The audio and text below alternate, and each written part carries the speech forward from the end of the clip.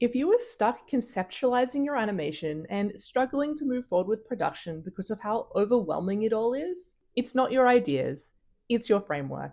All you need for clear world building are three things: intention, boundaries, and clarity. Hi, I'm Rachel, a professional 2D animator, and my friends and I are currently creating the pilot episode for our show, Cassie Loves Cooking. You can watch the trailer for that first episode here. In this video, I'll be breaking down the formula I use to bring myself out of information overload and create a wonderful, vibrant world for anything that's animated. I'll be using examples from our show, Cassie Loves Cooking, along the way.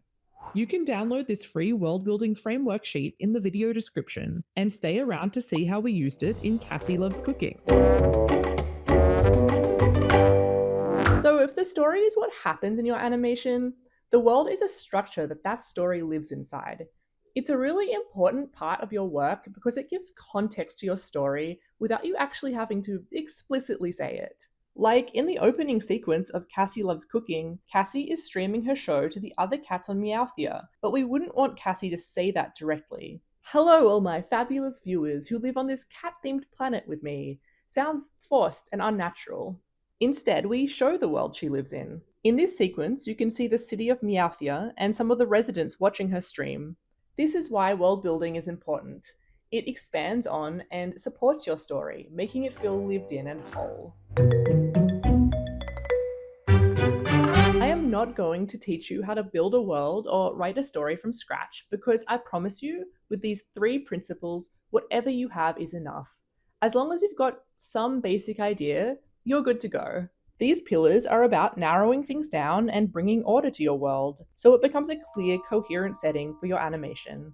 I will take you through moving your ideas from pillar 1 to pillar 3, and as you fill them in, you should start to see a much stronger direction take shape.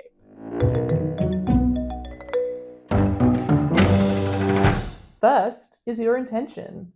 What problem does your world exist to solve? Because before you add the details, you need to know what your world is trying to say. You don't just want to add ideas to make it bigger or cooler. It's fun, but if it has no purpose to the story, it'll come across as confusing. The story and the world need to work together. Under story ideas, write down your basic premise. It doesn't have to be polished, it can just be a few messy thoughts you've been thinking about. Anything that resembles a story you've been wanting to tell through your animation goes here. In Cassie Loves Cooking, for example, some of mine would be cats fighting dogs in space, a cooking show, and complicated family dynamics. And with every story idea written down, move on to the next question and ask, what kind of world will I need to tell this story? Answering this question will provide clarity by forcing every world decision you make to be purposeful. So for cats and dogs in space, I realize I need to show the world of cats, the world of dogs, and the world of space. And that's it. It seems super simple, but we now have a setting with intention. It directly supports our story with a purpose, and with these next steps, it won't be weighed down by unnecessary lore. After you've answered these questions under intention, you can take these world-building ideas and move them over to the next pillar. Animation is really hard.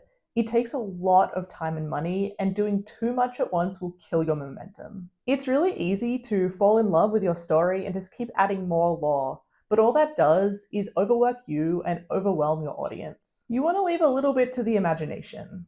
You can see this happen in shows where the world building grows faster than the story, and you're left doing hard work instead of just enjoying the show like you once did at the beginning. Setting boundaries early on prevents this by pinpointing exactly what the audience needs to know about the story and letting the world building handle the rest. Clear limits will prevent scope creep and help your audience trust the rules of your universe.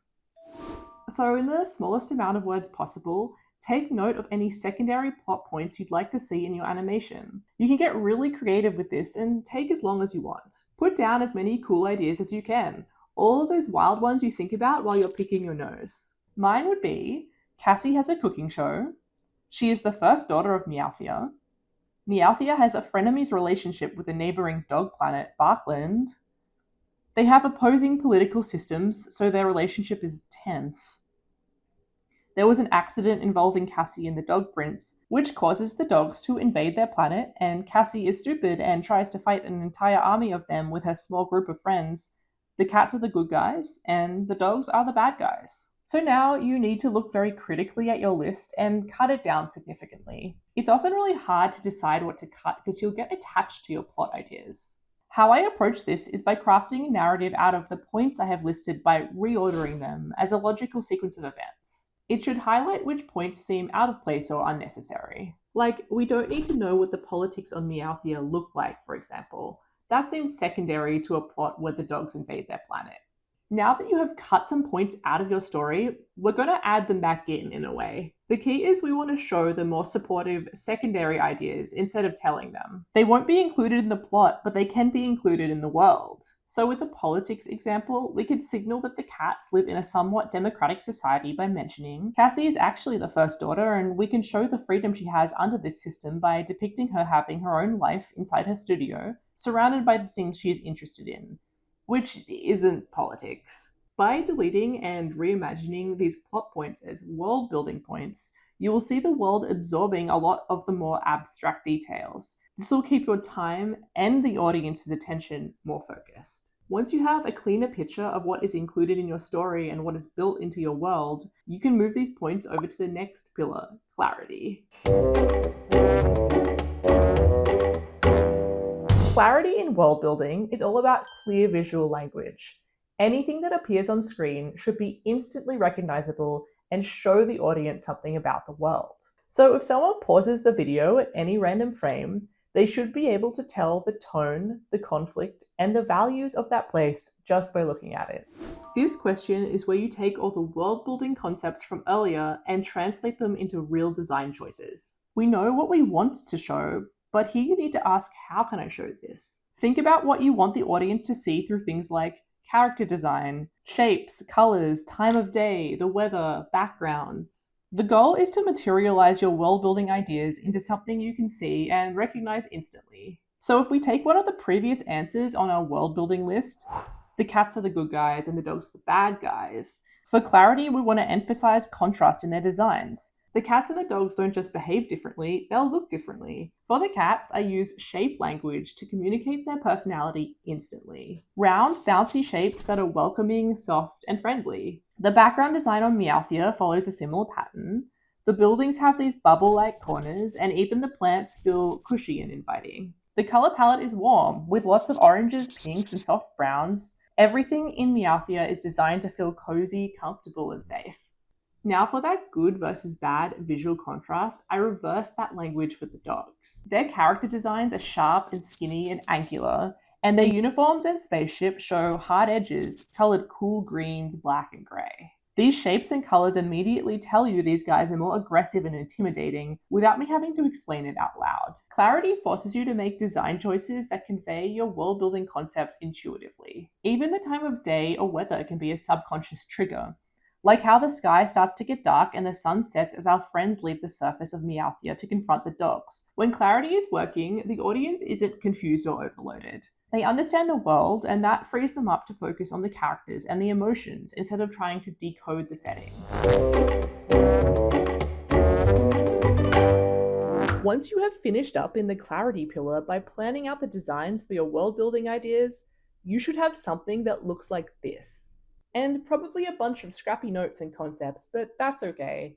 The point of this exercise is to get everything from your head onto the paper so then you can plan it into something much more structured. For instance, I made all of these notes into a production deck for myself and my team to follow as we make the show. It also gives us something to show other people who may be interested in the project, something real and easy to follow when you need to explain all of your complex ideas. So I encourage you to take these notes and move them into something more clear that you can follow as you start your production.